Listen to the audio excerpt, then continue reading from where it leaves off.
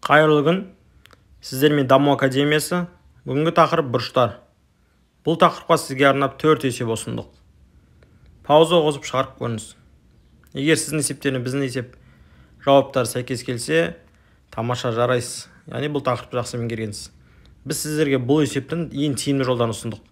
Толығырақ қарап шығуды сұраймыз. Бірінші есеп. Бұл суретте жазықтық 3 бөлікке бөлінген. Оның бір бөлігі 150 градус, екіншісі 120 градус, үшіншісі белгісіз 3х. Мұна толық бір шеңберіміз негізі 360 градусты құрайды. Бізге мұна екі бұрыш берілген. Яғни мұна 3х табу үшін біз 360-тан шегереміз 150 мен 120-ның қосындысын. 150-ге 120 қосақ 270, 360-тан 270 алсақ 90. Мұна пайда болған бөлік бізде 90 градус. Сол 90 градус неге тең? 3х-ке тең. Сәйкесінше х табу үшін 90-ды 3-ке бөлеміз. Х тең 30 градус. Бұл бізде А жауабы. Рахмет. Екінші есеп. Бұл есепте бізде жазыңқы бұрыш берілген. Тік сызық ол жазыңқы бұрыш. Жазыңқы бұрыш нешеге тең? 180 градусқа тең. Ол 3 бөлікке берілген, бір бөлігі 65-ке тең, екінші бөлігі 50-ге тең. Ортасындағы БОС бұрышын табу керек. Кейде оқушылар СОБ деп те жазуы мүмкін. Одан қорықпаңыздар, жалпы бұрышты 3 әріппен айтамыз. Шеткі нүктесін және ортасынан нүктелерін БОС, СОБ деп оқимыз. Мына бұрышты АОБ, БОА деп те оқуға болады. Енді БОС бұрышын табу үшін істейміз. 180 градустан шегереміз. Мына АОБ мен СОД-ның қосындысын. 180 азайтылған 65-ке 50 тосақ 115. 180-нен 115 азайтсақ 65 градус шығады.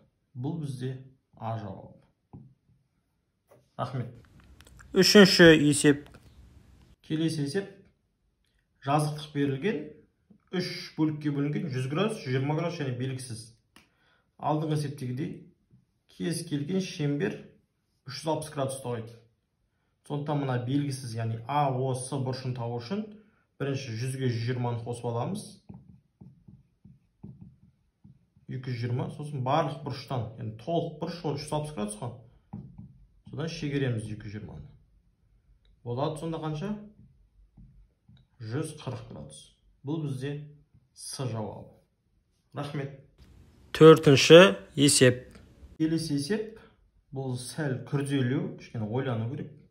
Әдемі есептердің бірі. Бұл түрік лицейінде де, Назарбаев зияткерлік мектептерінде де келіп тұрады. Назар аударып, бар ынта жігеріңізбен қараңыз. Мына жерде не берілген? 96 градус берілген. Бұл ЕДС бұрышы. Мына АДС ұзын бір сызық болғандықтан бұл жазыңқы бұрыш болады. Жазыңқы бұрыш қанша градус? 180 градус. Сәйкесінше біз ЕДА бұрышын табу үшін істейміз. 180-нен азайтамыз 96-на. Сонда болады 84 градус. Яғни мұна жер бізде 84 градус. Мұна жерге екі белгі оқып қойған, бұл белгіні нені білдіреді? Яғни мұна АЕД үшбұрышы тең бүйірлі деген берді. Яғни мұна екі бүйір қабырғасы, яғни ЕД мен АД өзара тең. ЕД мен АД өзара тең болса, сәйкесінше табандағы бұрыштар да өзара тең болады. Мынау бір А градус десек, мынау да А бұрыш десек, бұл екі бұрыш тең болады. Ал біз үш бұрышты ішкі бұрыштан қосындысын білеміз, 180-ге тең екен. Яғни А қосылған 84 тең болады 180 градус. Сонда 2А тең болады 184 азайту 84 градус. 2А тең 90. Ой, кешіңіз мына жерде 180 азайтылған 84 градус болады қанша? 96 градус. Сонда A'мыз 48 градусқа тең екен. Мына кішкентай бөлік неге тең? 48 градусқа тең. Есептің басында айтқан А, Б, С тең бүйірлі үшбұрыш деп және АБ тең Асыға деп.